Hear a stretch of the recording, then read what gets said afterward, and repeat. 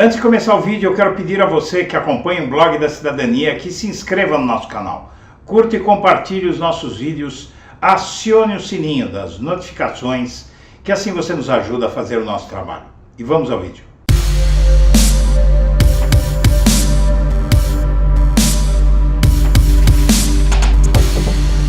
Olá, eu sou Eduardo Guimarães e este é o Blog da Cidadania. E hoje, terça-feira, dia 2 de maio, é bem provável que vá à votação o PL, o Projeto de Lei 2630/2020, que regula a internet. É uma lei voltada para uma regulação na internet que tarda e que essa demora ocasionou uma verdadeira terra de ninguém na internet. Posso dar um testemunho pessoal. Eu lá em 2008, eu fiz algumas críticas no Blog da Cidadania, no site Blog da Cidadania, ao anonimato na internet. Então, eu já entendia que o anonimato da internet, na forma como estava sendo colocado como vaca sagrada das redes, como uma força da natureza, como algo que tinha que necessariamente existir para haver democracia, para haver liberdade de expressão, tudo isso se transformou nesse monstro que estamos vendo hoje, onde o anonimato na internet é usado para cometer crimes de uma forma desabrida, para promover massacres, para toda sorte de desgraças que tem ocorrido nas redes, por conta de que se permite que um meio poderoso como esse seja usado indiscriminadamente. Mas como tudo que é ruim pode piorar, o projeto de lei das fake news, relatado pelo Orlando Silva, deputado federal pelo PCdoB de São Paulo, um político pelo qual eu tenho inclusive uma grande estima, somos amigos, mas, na verdade, a impressão que eu tive ao entrevistá-lo recentemente foi a de que parece não haver uma compreensão muito boa da classe política, inclusive da classe política do lado esquerdo do espectro político, parece não haver um entendimento adequado de como é que funcionam as coisas nas redes. E essa lei, esse projeto de lei das fake news, no seu artigo 32, por exemplo, tem uma série de problemas que podem inclusive fragilizar ainda mais a esquerda na internet. O que acontece? A direita, a extrema-direita, sobretudo a extrema-direita, o fascismo, não é? A ideologia do nazismo, que hoje é tão forte no Brasil, bomba na internet. Por quê?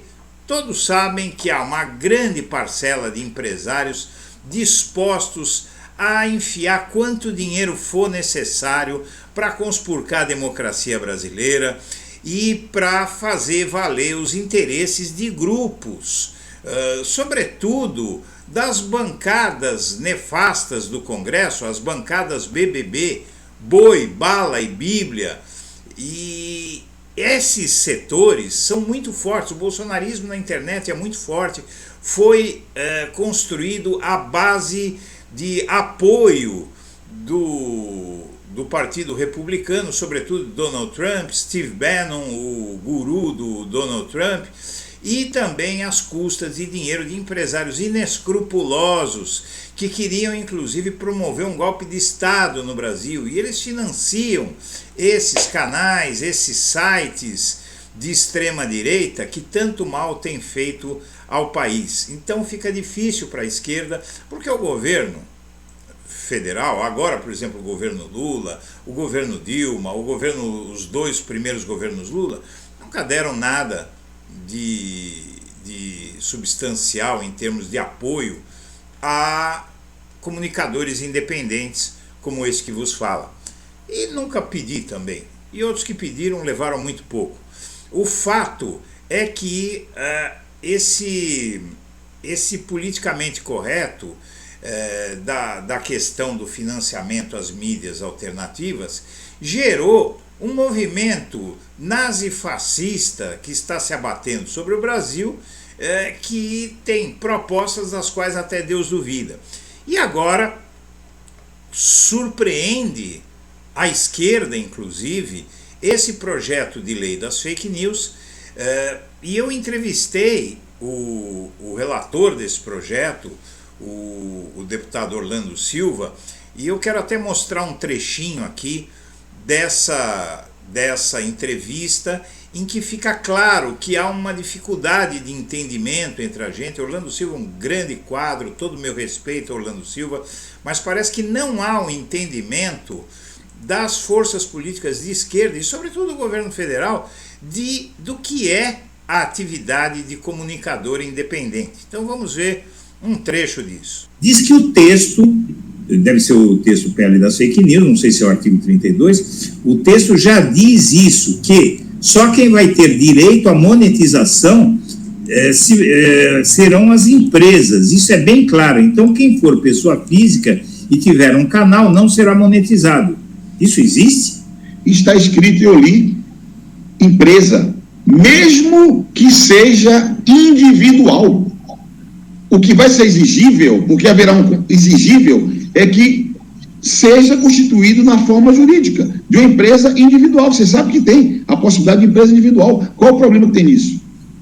Não, tem uma proteção a mais para pequenas assim, eu vejo um problema nisso, por exemplo, está aí uma questão para discutir. Boa. Você sabe que tem muita gente que tem canal que não tem condição de constituir uma empresa. Né? Um tem nome sujo, o outro não tem recurso, o outro não sabe como fazer. Quer dizer, restringe a restrição a uma empresa a que só possa ser monetizado quem tem empresa, exclui um monte de cidadãos aí que podem fazer um trabalho bem feito, como é feito, e sem ter que arcar com uma empresa para... Eduardo, essas pessoas produzem conteúdo jornalístico ou têm os seus canais de produção de conteúdo? Porque produzir conteúdo, que é o que gera dinheiro, não é só jornalístico. Tem conteúdo de entretenimento, são vários conteúdos possíveis. E o YouTube, onde mais tem, vai continuar remunerando igual. O direito quando é conteúdo jornalístico, que é algo específico, você é exigível uma pessoa jurídica, a mais simples que há. Pode ser uma empresa individual, porque não é todo e qualquer conteúdo. E os provedores, ninguém tem canal no Google. Ninguém tem canal no Google. Note-se que o nosso querido Orlando Silva parece não entender bem a questão. Veja que ele está falando, mas não existe só conteúdo jornalístico, existe, por exemplo, videogames, conteúdo artístico, não é? Todo tipo de canais, de conteúdos.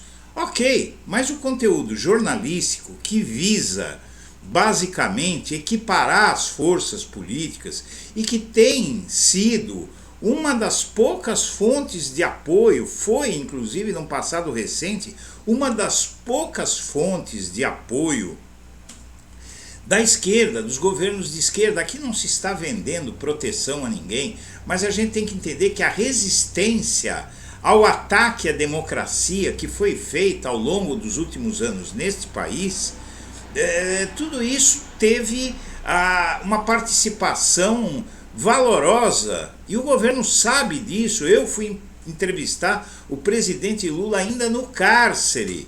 Quem é que foi fazer isso de uma forma que transferisse para a sociedade o que o lado que estava amordaçado e encarcerado tinha a dizer? Foi a mídia alternativa, porque a mídia corporativa nem poderia fazer esse papel, porque a mídia corporativa ajudou a colocar o Lula na cadeia. Né? Então nós temos uma situação muito difícil e um grupo de comunicadores, o Rony Telles, a Akia Santarém e outros aí que fazem um grande trabalho na internet, produziram um documento com sugestões que foram enviadas à Secretaria de Comunicação Social da Presidência da República, a SECOM, sob a batuta de Paulo Pimenta, do PT gaúcho, um outro amigo nosso aqui do canal, que já esteve várias vezes aqui no canal. Então, na verdade, o que eu quero antecipar aqui para você é esse texto que foi submetido ao governo, mas a gente sabe que a votação em primeiro turno e na Câmara dos Deputados ocorre hoje, não é? E o mais engraçado em tudo isso é que esse projeto de lei está desagradando a todos, está desagradando a esquerda, a direita. Só quem está gostando disso é a mídia corporativa, não é? Porque existe possibilidade até de a mídia corporativa tirar recursos, não é, da mídia alternativa, como ocorreu, por exemplo, na Austrália. Um projeto similar na Austrália carreou para Rupert Murdoch, dono da Fox News, que todos conhecem, todos sabem exatamente o que significa, todas as pessoas mais politizadas sabem o que representa Murdoch e a Fox News no cenário político internacional, inclusive, não é? Uma emissora reacionária, não é? Nos Estados Unidos é quase um apêndice do Partido Republicano e do Donald Trump, não é? Então, esse documento estaria sendo estudado, né?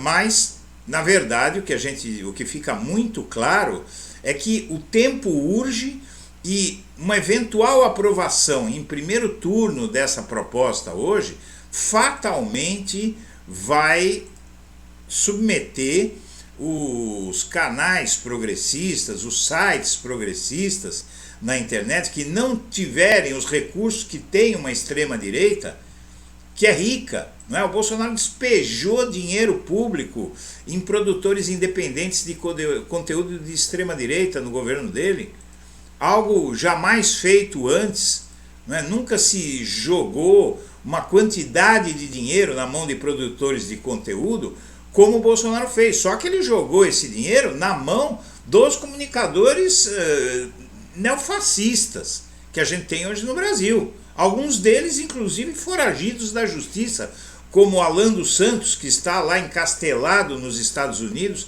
há mais de ano, aí, desafiando inclusive o STF, né? Debochando, agredindo o STF. E tudo isso, o sujeito está lá no bem bom, nos Estados Unidos, na Flórida, e gastando dinheiro que ele ganhou do governo, dinheiro público que ele ganhou do governo. Então, veja bem, aqui do lado de cá nós não temos esses estratagemas.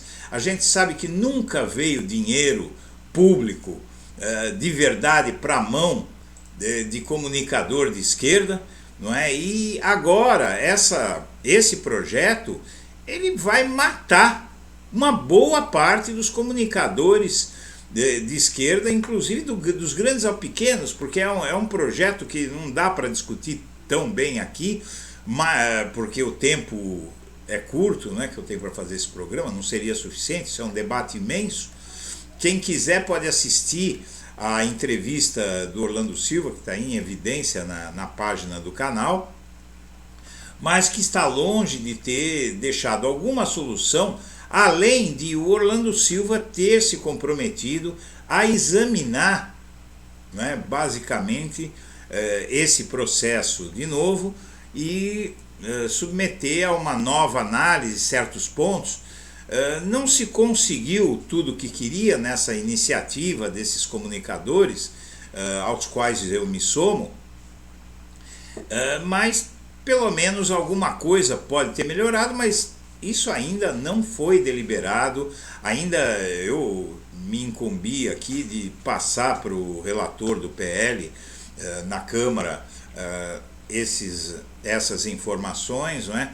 E o trâmite do governo vai ocorrer, mas é uma preocupação muito grande. E a preocupação maior ainda, minha amiga, meu amigo, é que a esta altura do campeonato o governo tenha um alinhamento tão grande em relação ao trabalho que gente como eu faz. Não é?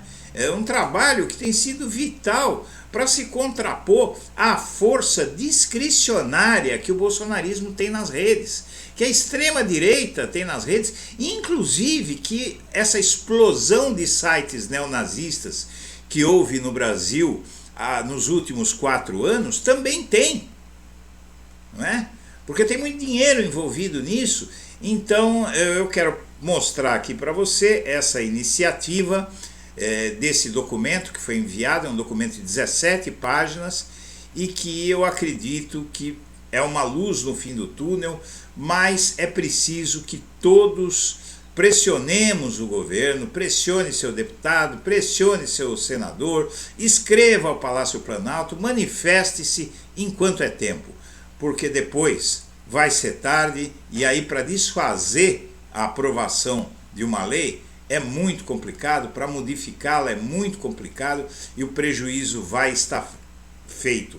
E qual é o prejuízo? É matar comunicadores que têm feito contraponto ao avanço do fascismo no Brasil. Vamos assistir então, vamos na verdade analisar esse documento.